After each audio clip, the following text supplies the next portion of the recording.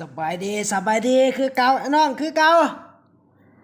พบพ่อคือเก่าเนาะครับโพสีสมสุขพระเครื่องเมืองลาวตอนนี้กำลังมาเป็นกระแสเนาะมาเป็นกระแสเรียนหันข้างมาเป็นกระแสเนาะช่วงนี้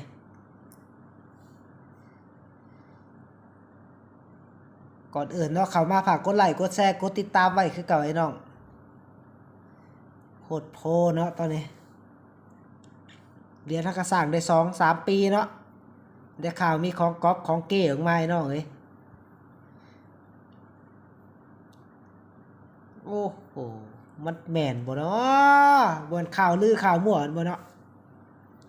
มาเฮามาเบิ่งเรียนตัวจริงกันก่อนอื่นฝากกดไลค์กดแชร์กดติดตามไว้เนาะนี่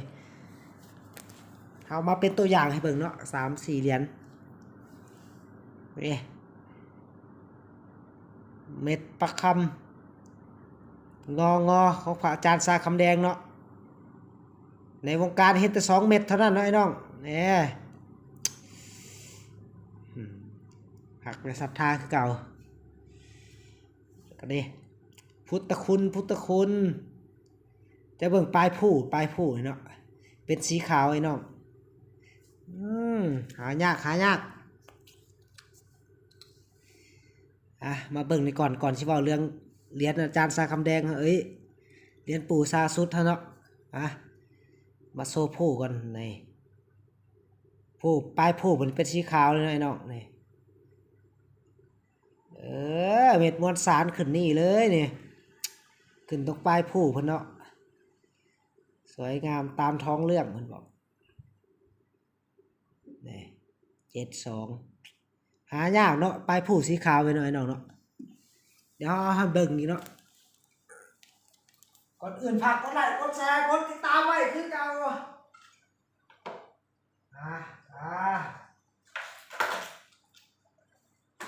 ลื้อมันเป็นกำลังลื้อ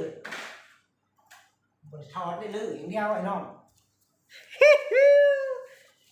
นี่องค์นี้อยู่ในกล่องเลยเนาะเอามาเบิ่งปลายผู้องค์นี้เนาะเลขใหญ่ชัดใหญ่เนาะสังเกตเบิ่งปลายผู้เพิ่นองค์นี้ปลายผู้เพิ่นสิบ่เป็นสีขาวเนาะแต่เม็ดประคำเนาะเม็ดประคำสิออกเป็นสีขาวจักหน่อยเนาะเดี๋ยวเฮาส่องแป๊บนึงได้ดอกลืมเลยบ่เนาะเป็นสีควันบุหรี่เนาะ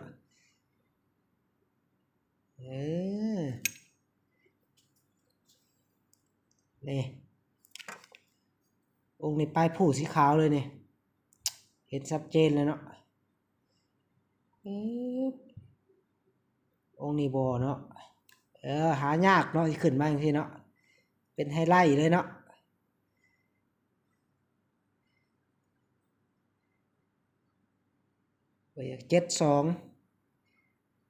72กับ89ไอ้น้อง89เป็นผู้ธรรมดาเนาะผู้ขาวไอ้น้องนี่นะ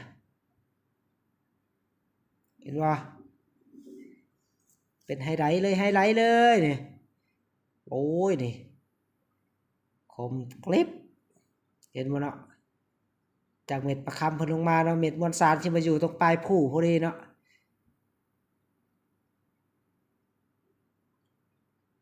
เบิ่งความงามเนาะเนื้อเริ่มแห้งเนาะเริ่มแตกแล้วเนาะเริ่มแตกสาดแล้ว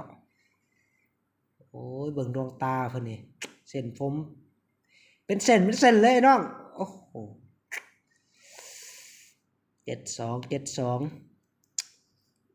นี่ผู้องค์นี้บ่มีเนาะนี่เนาะเป็นสีเดียวกันเลย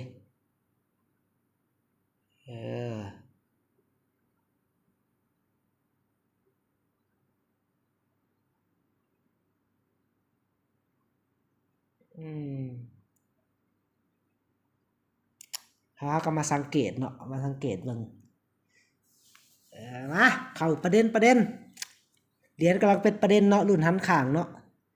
ได้ข่าวมีเหรียญเก้ออกมาเหรียญก๊อปไอ้น้องสิก๊อปได้จังไดเนาะจะเบิ่งเสียนเนาะไอ้น้อง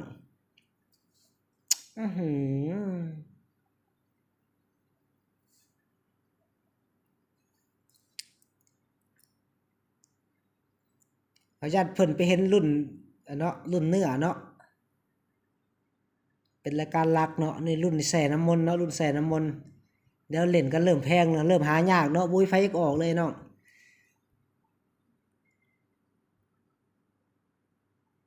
คมแป๋วเบิ่งดวงตาปู่เนาะเบิ่งดวงตาปู่เนาะเอิ้นว่าเรียนมีชีวิตไอ้น้อง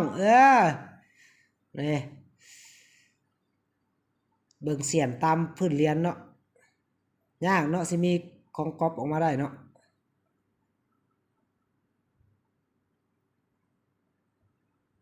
โอนจะเบิ่งแต่ละเรียนก่อนเนาะจะเบิ่งพื้นผิวเรียนเนาะเสียนวิ่งเต็มเลยเนาะนี่จะเบิ่งดวงตาปู่กันเนาะไอ้น้องก๊อปสิยากเนาะก๊อปสิยากเนาะ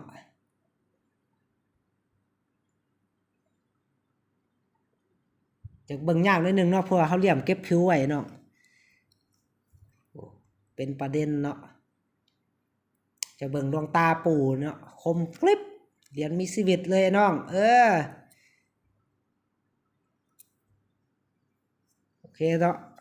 มาเคลียร์ประเด็นกันเลยเนาะน้องมีบ่เป็นหยังเนาะรุ่นแสนน้ำมนต์มีแต่เขามีจุดตายเบิ่งเนาะแต่ละเรียนเนาะเดี๋ยวรอบหน้าสิมาสอนเบิ่งเนาะจุดเล็กน้อยเนาะต้องมีวิธีเบิ่งต้องมีวิธีเบิ่งเนาะกันดีกว่าแก่น้อง